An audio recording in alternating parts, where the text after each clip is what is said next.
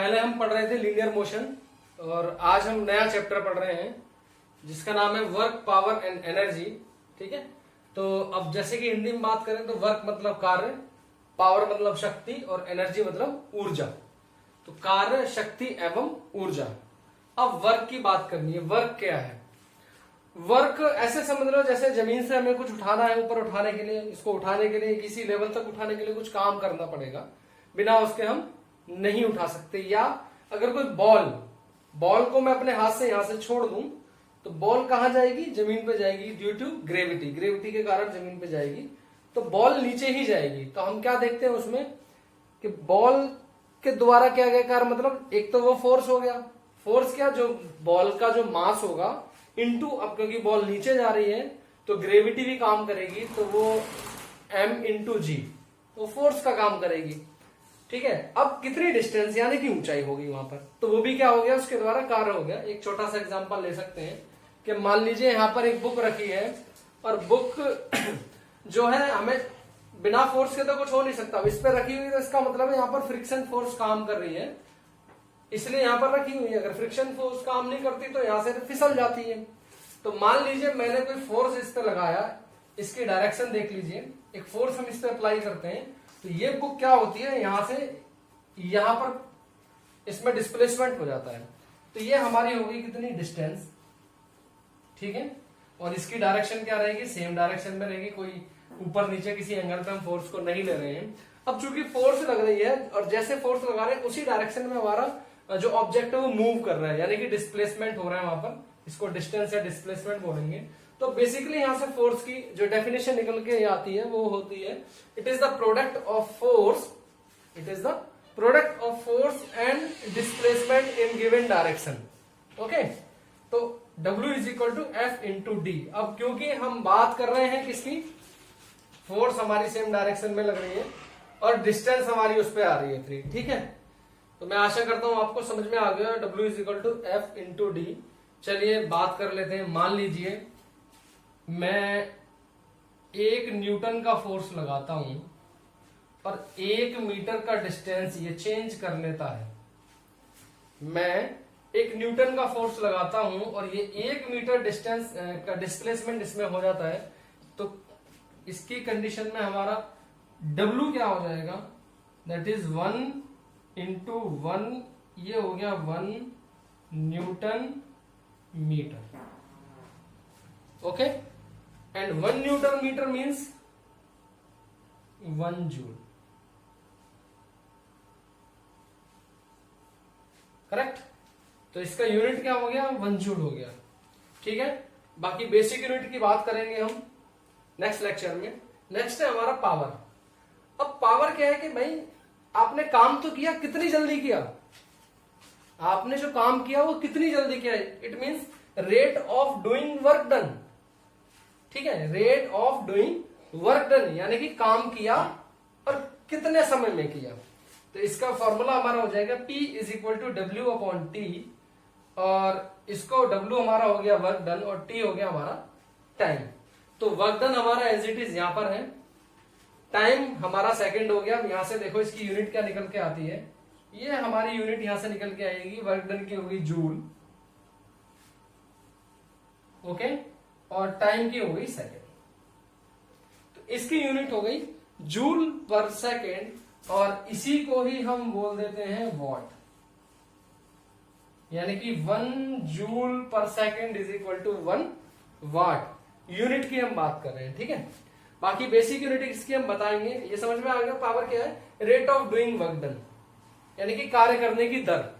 ठीक है, कौन कितनी तेजी से या कितने आराम से काम कर रहे हैं, इसकी दर को हम क्या बोलते हैं, पावर बोलते हैं। नेक्स्ट है हमारा एनर्जी। एनर्जी क्या है, ये बोलता है भाई कार्य करने की क्षमता, कैपेसिटी ऑफ डूइंग वर्क। जो आप काम कर रहे हैं वो कितने कैपेबल है उसको, या आपकी कैपेसिटी क्या बोलती है। एक छोटा सा एग्जांपल लेते हैं कि एक व्यक्ति 8 घंटे काम कर सकता है, दैट इज कैपेसिटी।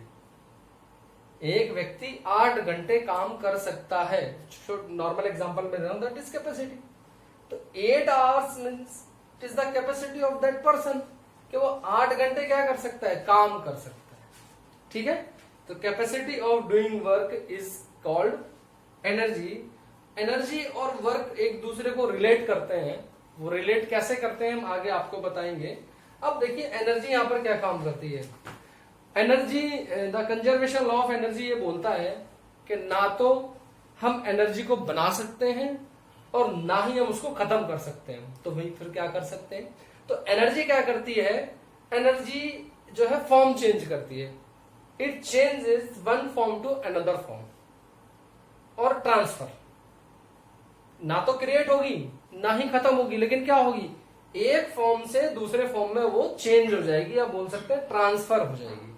वही हमारा क्या है, कंजर्वेशन लॉ ऑफ एनर्जी है, या एनर्जी कंजर्वेशन लॉ है। ठीक है, तो वो हमारी एनर्जी होगी। अब हम देखते हैं डेली लाइफ में। अब मैं अगर लेथ मशीन की बात करूं, क्योंकि आईटीआई का ये मैं टॉपिक पढ़ा रहा हूं आपको, लेथ मशीन आप सबने देखी होगी। तो लेथ मशीन में होता क्या है, लेथ मशीन में हम इलेक्ट्रिकल एनर्जी उसको देते हैं, और इलेक्ट्रिकल एनर्जी देते ही क्या होता है, हमारा उसका स्पिंडल जो होता है वो रोटेट करना शुरू हो जाता है। स्पिंडल रोटेट करना होता है, उसी के बाद ही हम उससे टर्निंग, फेसिंग, चैम्फरिंग या जितने भी ऑपरेशन है वो कर पाते हैं। अब वहां हो क्या रहा है, वो इलेक्ट्रिकल एनर्जी किसमें चेंज हो गई, मैकेनिकल एनर्जी में हमारी चेंज हो गई। समझ में आया बात। तो हो क्या रहा है, चेंज हो रहा है, एक फॉर्म से दूसरी फॉर्म में चेंज हो रहा है। अब वर्क की अगर बात करें तो वर्क जो पहली बार इंट्रोड्यूस वर्ड हुआ था वो हुआ था 1826 में, और ये फ्रेंच मैथमेटिशियन थे जिन्होंने इस वर्ड को इंट्रोड्यूस किया था। और इनकी जो बेसिक थ्योरी थी वो स्टीम इंजन पे बेस्ड थी। जैसे स्टीम इंजन पहले माइंस में काम करता था, तो वो जो वहां पर पानी वगैरह आ जाता था नीचे डीप में जाने पर, तो उसको निकालने का काम करता था। ऐसी वेट हो गया वो, एक वेट बकेट से पानी निकालता था ऐसे करके। तो सेम प्रोसीजर इन्होंने लगाया, ये हमारे मैथमेटिशियन जो थे। तो वो 1826 में हमें इस वर्ड के बारे में पता चला, वर्क के बारे में। क्लियर है, मैं समझता हूं कि आपको ये सारी चीजें क्लियर हो गई होंगी।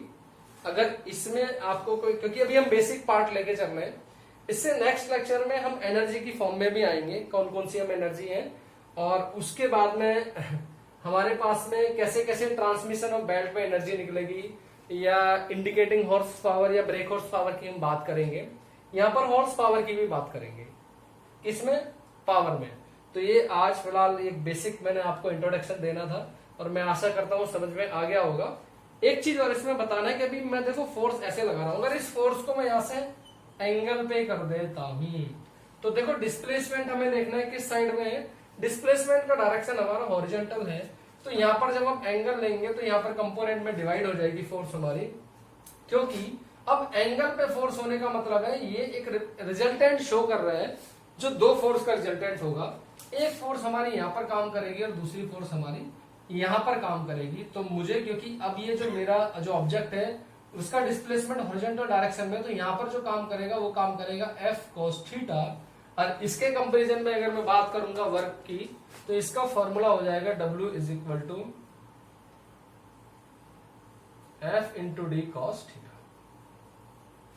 क्लियर है, यहाँ पर जिसका वर्टिकल कंपोनेंट है हम इसको हटा देते हैं, क्योंकि बेसिकली हमारा जो ऑब्जेक्ट है ऊपर नहीं जा रहा, किधर जा रहा है, इधर को स्लाइड कर रहा है। तो जो फोर्स इफेक्ट कर रही है उसको ये वाली इफेक्ट कर रही है। ठीक है, तो मैं आशा करता हूं कि आपको समझ में आ गया होगा। और आज से रिलेटेड आपको कोई भी क्वेरी है तो आप प्लीज कमेंट बॉक्स में लिखिए, जिससे कि हम उसको और सॉल्व कर सकें। Thank you.